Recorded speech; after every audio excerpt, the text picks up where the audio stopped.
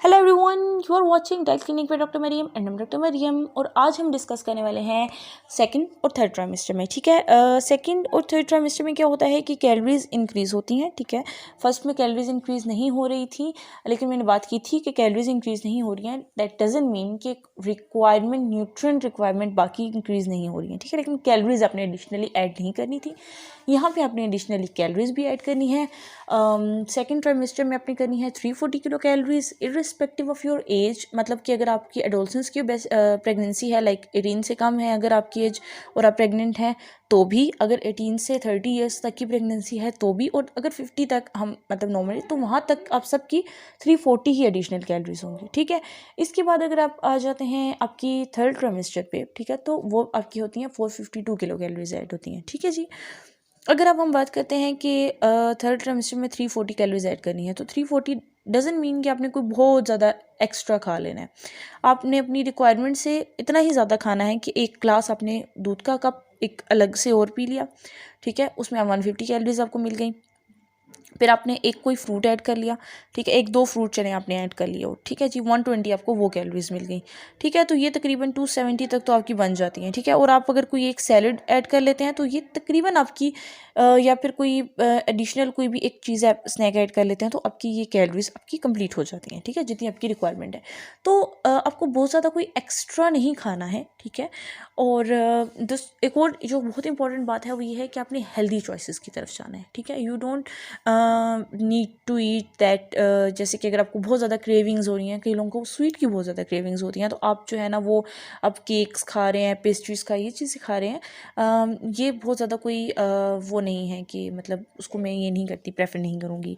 और इसके अलावा अगर हम बात करते हैं न्यूट्रिएंट्स की, ठीक है जी, कि प्रेगनेंसी में कौन कौन से न्यूट्रिएंट्स चाहिए होते हैं। ठीक है, कौन कौन से विटामिन और मिनरल्स चाहिए होते हैं। ठीक है जी, तो ये जो है ये तो हमें थ्रू आउट द प्रेगनेंसी ही चाहिए होते हैं। कुछ की हमने बात की थी, कुछ की अभी हम कर लेंगे।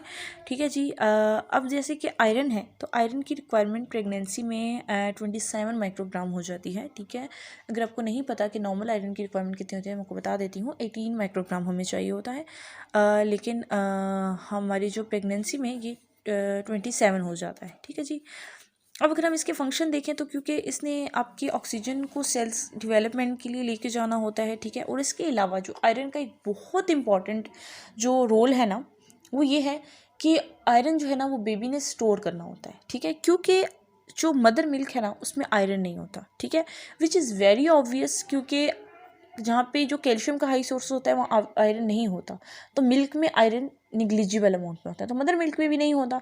और क्योंकि बेबी फर्स्ट 6 मंथ जो एक्सक्लूसिव ब्रेस्ट फीडिंग पे होता है, तो बेबी ऑब्वियसली वो कहीं से आयरन का इंटेक तो नहीं कर रहा है, तो वो जो आयरन है वो यहाँ मदर जो ड्यूरिंग प्रेगनेंसी बेबी के अंदर स्टोर होता है, वो आयरन स्टोर्स होते हैं जो बेबी 6 मंथ तक यूज़ करता है। ठीक है, तो बहुत इंपॉर्टेंट है कि वुमेन जो है अपनी आयरन की रिक्वायरमेंट जो अमाउंट है अपनी बॉडी में उसको इंक्रीज़ करे। ठीक है, वो सप्लीमेंट्स ले सकते हैं अगर आप डाइट से इतने प्रॉपरली नहीं ले रहे हैं, लेकिन अपने उनको दोनों सोर्सेज से ही करना है। ठीक है, जो कि बहुत ज़्यादा इंपॉर्टेंट यही है। ठीक है जी, अब ये है कि आपने जो है वो सप्लीमेंटेशन में लेना है। ठीक है, अगर आप नहीं लेते हैं तो क्या हो सकता है। ठीक है, अगर कोई वुमेन है, ठीक है, और वो नहीं ले रही है, अगर आयरन एडिक्वेट अमाउंट में नहीं ले रही है, ठीक है, और जो उसकी बॉडी का जो आयरन स्टोर्स है ना, बेबी वो यूज़ कर लेगा। ठीक है, क्योंकि बेबी की तो ग्रोथ होनी है, वो एक नेचुरल प्रोसेस है, नेचुरल फिनोमेना है, तो वो यूज़ हो जाएंगी और वुमेन जो है ना बहुत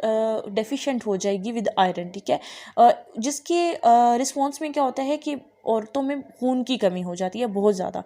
ठीक है, जो कि फिर आगे आपकी फर्दर डिलीवरी में कॉम्प्लिकेशन क्रिएट करती हैं। ठीक है जी, अब दूसरी चीज़ आ जाती है कि आयरन अपने कौन सा लेना है। तो आयरन दो तरह का होता है, डाइट की बात करिए तो सप्लीमेंटेशन की हमने बात कर ली। हमारे जो रीजन में जो इधर अगर मैं अपनी कंट्री की बात करूँ तो यहाँ पे बहुत जो कॉमनली आपकी गाइनकोलॉजिस्ट आपको देती हैं वो सेंगोबायोन होते हैं। ठीक है, बहुत मोस्ट कॉमनली यही दिए जाते हैं प्रेग्नेंट वुमेंस को स्पेशली।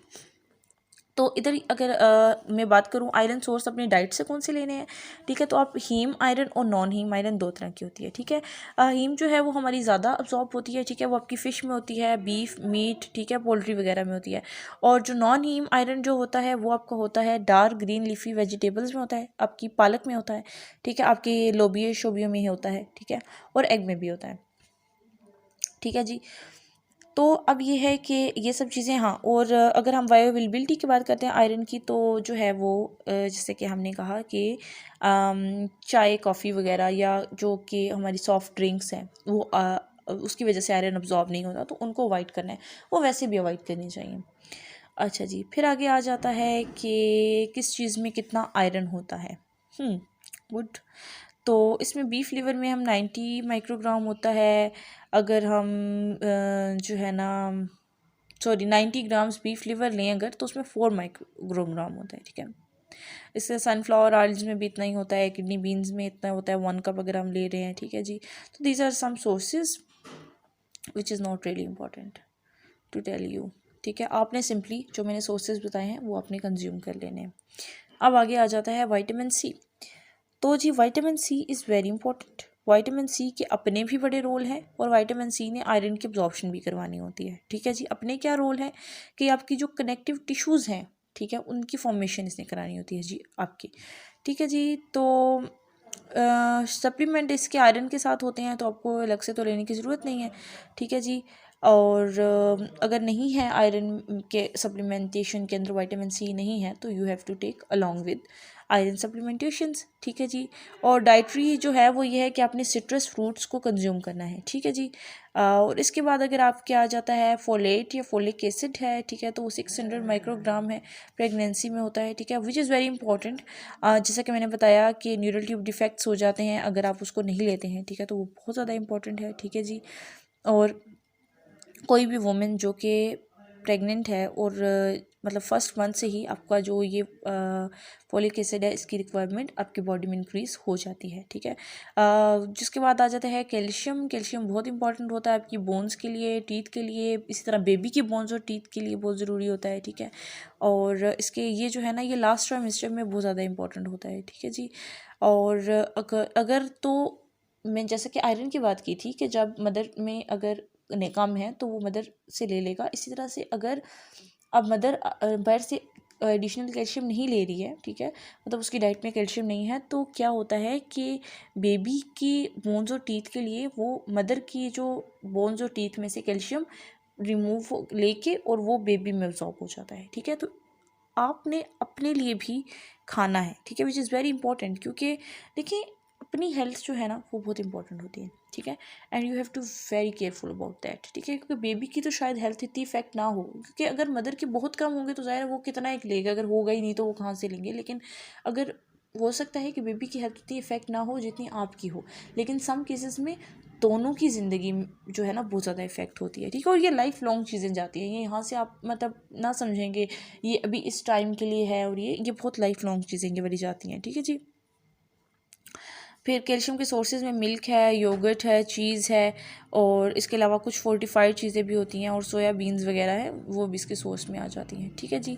कैफ़ीन के इनटेक को अपने लिमिट करना है, ठीक है। कैफ़ीन बहुत कम लेना है, 2 से 3 सर्विंग्स से ज़्यादा आपने, मतलब 1-2 कप अगर आप चाय ले रहे हैं उससे ज़्यादा आपने बिल्कुल कंज्यूम नहीं करना होता है, ठीक है जी।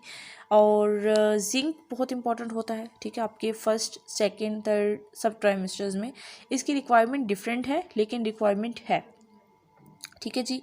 और इसके अलावा जो है ना हाँ, और जो वेजिटेरियंस हैं उनको जिंक की ज़्यादा ज़रूरत हो सकती है, ठीक है जी। और इसमें यह है कि जिंक की बहुत ज़्यादा डेफिशिएंसी देखी तो नहीं जाती है, ठीक है, लेकिन अगर हो जाती है तो फिर ये आपकी कॉम्प्लिकेशंस क्रिएट कर सकती है आपकी प्रेगनेंसी के अंदर, ठीक है जी। और इसी तरह आयोडीन है, ठीक है जी। आप आयोडीन बहुत इंपॉर्टेंट होता है, फीटस के लिए बहुत इंपॉर्टेंट होता है, ठीक है जी। आपकी यूरिन, ठीक है, रीनल क्लीयरेंस को इंक्रीज़ करता है, ठीक है जी। और मदर में हाइपोथायराइडिज्म को प्रिवेंट करने के लिए, ठीक है, और फीटस में ब्रेन डैमेज का रिस्क हो सकता है अगर आयोडीन डेफिशिएंसी हो, ठीक है जी। और क्योंकि अगर वुमेन उसमें आयोडीन की डेफिशिएंसी होगी, ठीक है, तो वो क्या होता है कि बाद में जो एक हम prenatal postnatal hypothyroidism जो होता है, जो कि प्रेगनेंसी के बाद हो जाता है, ठीक है। जैसे कि एक नहीं होती, एक टाइप की वो होती है, वो जैसे जेस्टेशनल डायबिटीज़ होती है, ठीक है, जो कि आपके प्रेगनेंसी में हो जाती है। इसी तरह से हाइपोथायराइडिज्म भी होता है जो प्रेगनेंसी इंड्यूस्ड होता है, ठीक है। और इसके बाद आगे आ जाता है विटामिन ए। ठीक है जी। बहुत सारी प्रेग्नेंट वुमेन्स को विटामिन ए की सप्लीमेंटेशन की ज़रूरत नहीं होती है, लेकिन विटामिन ए जो है वो बहुत इंपॉर्टेंट होता है आपकी बेबी की ग्रोथ के लिए, ठीक है जी।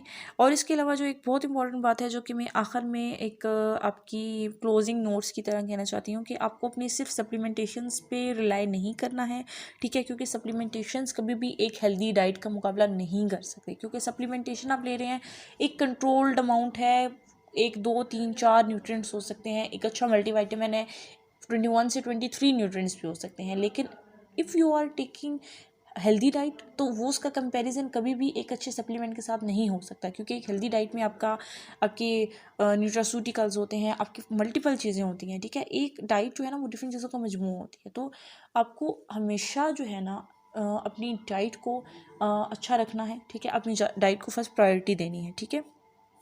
So that's all from today's video, and I hope you like the video, and if you like the video please don't forget to like, share and subscribe. Thank you.